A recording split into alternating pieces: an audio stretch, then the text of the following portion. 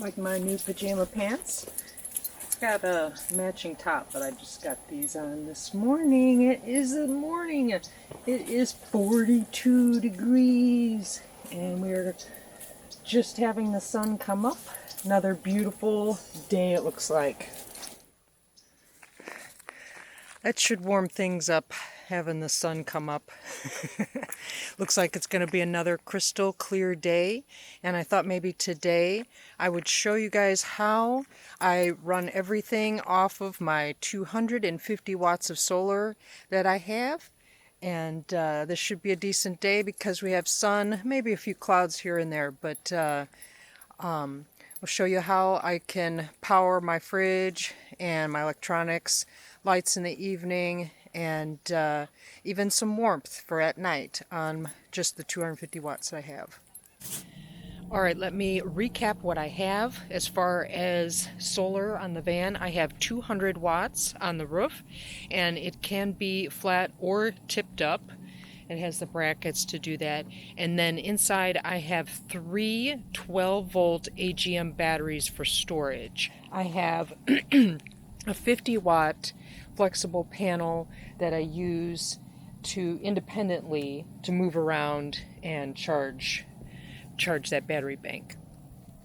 All right, so I'm going to go through three different scenarios and give you the worst case scenario, a day where you're having no solar, and how we deal with that and what we can run off of with that.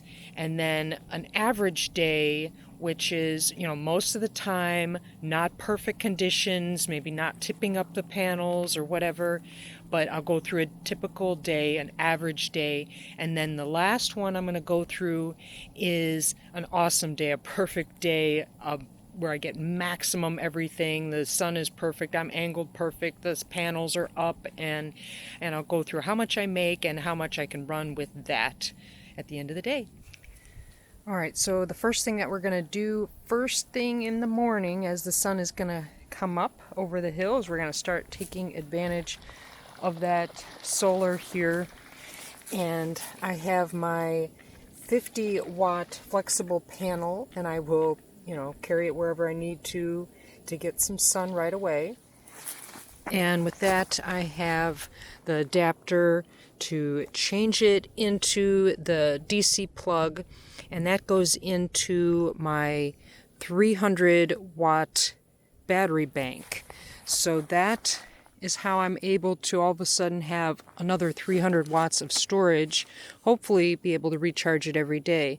Right now it's getting, I don't know if you can see that, 15 watts, and it is in intermittent sun, and like I said, the sun just came up over the hill, so we'll kind of move it out just a little bit. And it wasn't completely dead, but you can see it's quarter, so maybe I can get this charged all the way today. We'll see.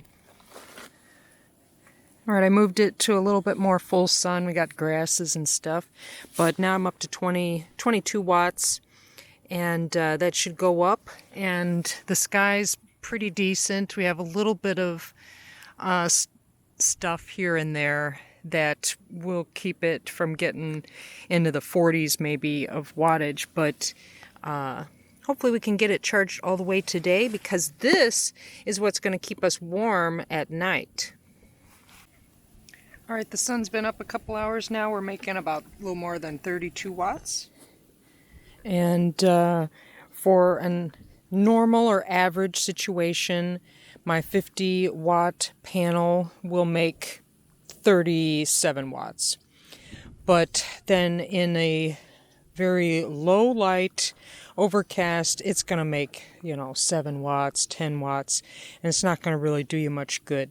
When I plug it into an outlet, 110 outlet, it will draw about 62 watts, and then it will take about 6 to 7 hours to charge it fully, and that's if it's all the way down.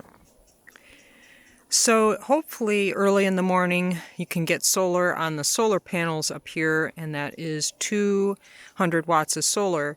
But the bad part about this location is I am shaded by these bushes behind or the shrubbery and trees and stuff behind the van, so I don't get sun as early as I would like.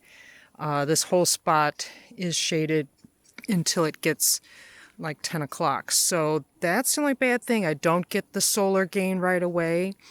I'll get just a tiny bit, like half of an amp or something right now. And then also I'm not facing the right way. That is another big deal. I like to have my nose to the sun coming up to the east, so the sun comes in right away in the morning and warms it up. And then the panels can be tipped up and facing the south, and there just wasn't a good direction I could get in this spot without blocking everything and having to go, having a hard time walking around the van and stuff. Now, if there isn't any sun, I can't put the solar panel out. I can hook it to my outlets in the van that uses the solar that way, only when I'm driving and have the alternator switch on. That is like the last resort for charging this box. If not, we just do without. But that's if we have no solar going on anywhere. This can't be charged off of my van batteries if it doesn't have solar. So it would only work, like I said, if the van is running, I'm driving it, and I have the alternator switch, and my 200 amp alternator is charging those batteries. Okay, so now for the van's solar, I'm gonna kind of go through an ideal situation, average situation, and not good situation. We're in an average situation here. I have those bushes that you see here that block the sun. The sun's really low, so it comes up here and goes down right there behind that mountain. So I lose solar because of that mountain in the evening, and because of the bushes there, I am not getting a whole lot of solar on the van. So I'm just going to call it average because the skies are good. So I'm making about 1.5 amps right now, and it'll go up to about 5.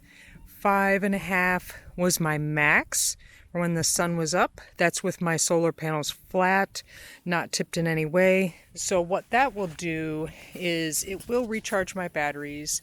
I can run my fridge all the time, which is about 65 watts, I think. It doesn't run continuously. And then do a few lights and the cell phone stuff. But as far as like leaving lights on for hours in the evening, no.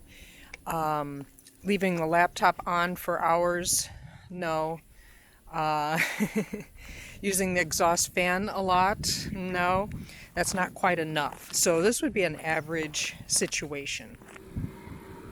Alright, it is noon, and we are making almost 6 amps with our 200 watts. Right now I have my laptop plugged in and phone charging, and also have enough juice for the batteries to be charging. Now down here I'm getting about 36. I haven't gotten any more than that today, and I have it tipped up for ideal gain because we can move this one around. Alright, here is the two 100 watt solar panels. We're going to wipe them off and clean them off. See if that increases our gain at all. Alright, cleaning it off increased it about 3/10, 2 or 3/10. Alright, during this brief time of day when I actually make more than I need, I have another little battery jump box. It is 65 watts. I will go ahead and keep that charged. In the middle of the night, I can keep my phone plugged into it, and just good as another backup, but 65 more watts is usable there to charge different things. Okay, it's almost the end of the day. We have the sun going down and setting in less than 2 hours, but because of that mountain behind me, Here I'm going to have the sun go down less than an hour. And I've moved this around quite a few times. I'm down to about 28 watts. And it is on its last charging cell. I don't know if you can see that. Now the solar panels on the van, they're down to about 2.5 amps. Again, they're still in the sun, not tipped up, but clear skies. We're saying this is our average for what we would get. Again, winter skies, sun really low, and short days. So our batteries are full, and we have to save batteries for quite a few hours in the evening. So I try to save the battery for our fridge running all night, which really, it doesn't really run all night, but for that power and a few lights, and then the rest of the time I will use that battery bank throughout the night to run other lights and our warmth, our heat. All right, today we have an ideal charging day. We are up to 47. A few times I've gotten 48 watts. We have the panel tipped up and the sky is very clear. There isn't any clouds or spraying or anything like that, so we're getting ideal conditions today. And then we are also getting ideal conditions today because of the skies, but then also we have the fan facing the south, or the panels facing the south, and we have them tipped up. They could actually go up a little bit higher, but with some winds I didn't want to put them up too high, so we are getting 10 plus amps, and I have seen it go up to like 12 and 13 when we have it tipped up a little bit more. But at this point, when we're getting that many amps, I can charge the one battery box, the smaller one. This one here is with this solar panel and is almost getting the same amount of amps as it would be if it was plugged in. I have the laptop and I have 2 phones charging, and we still have plenty of extra, and the fridge, goes off and on, cycling 24 hours a day. So we will also have enough if we cook and we need to run my exhaust fan. Okay, so as far as what I can run on days like this where I'm getting maximum power, I'm tipped up, facing the right way, I get somewhere between 10.5 and 13 amps. And this is, winter sun. At 13 amps would probably be summer sun. And with that I can charge my laptop, which is around 75 watts. The fridge cycling off 24 hours, that's 65 watts. Both of the cell phones, an iPad, and I would have enough even to do two laptops, and my house batteries are sitting at 14 volts. So that gives me plenty. You could run a TV if you needed to, and but the reason that I do the separate little lithium ion battery bank that's 300 watts is I want to be able to run a 12 volt electric blanket for my daughter to keep warm at night. And I don't think the house batteries would do that. It is 44 watts. It cycles on and off, but it's not always really predictable. Sometimes it cycles off every 10 minutes. Sometimes it's on for like a half hour. So she'll get overheated and whatnot. But my house batteries will not won't run that all night. And if I have to use that blanket all night, my lithium ion battery bank will be dead by the morning. But usually I just plug it in and turn it on towards the middle of the night or early morning, when the temperature is dropping down. It's like 3 a.m. or so. And I'll use it from like 3 to 6 or 3 to 7 a.m. Now on days that we have zero solar, we have to either start the van up and run it for a while with the alternator switch to charge the batteries, or be driving. And then the alternator is a 200 amp alternator, so it produces tons of power, and I can have that battery bank box plugged into it. And like I said before, it draws 62 watts when it's plugged into an outlet.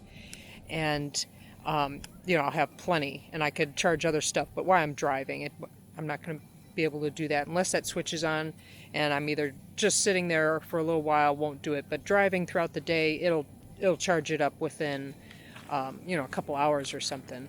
And all your other stuff up. But that's when you have no solar. That's what I have to do. Now, as far as the heat with the electric blanket, I know that just keeps one of us warm or whatever, and we have considered a diesel heater. It's just I don't have the money for it, and take a little bit more planning, and I probably need help to install it, but not really ready to buy it yet. Need to, that money needs to go to some other things before I buy another luxury, heat. All right, so I hope that helps you see how much power maybe you would need if you were trying to run some appliances, a fridge, or charge your electronics and stuff like that, and how it varies greatly depending on the weather and each day. And sometimes it's just kind of a chore that you do all day, moving stuff around, checking the batteries, and making sure that they're getting charged or you're not using too much, and all of a sudden the clouds will come in and it could all change. So it's kind of an all-day kind of little chore or task that you have to kind of continually work on, but you're living off the grid. It's free. The solar is free, and it's just your cost of getting set up. And we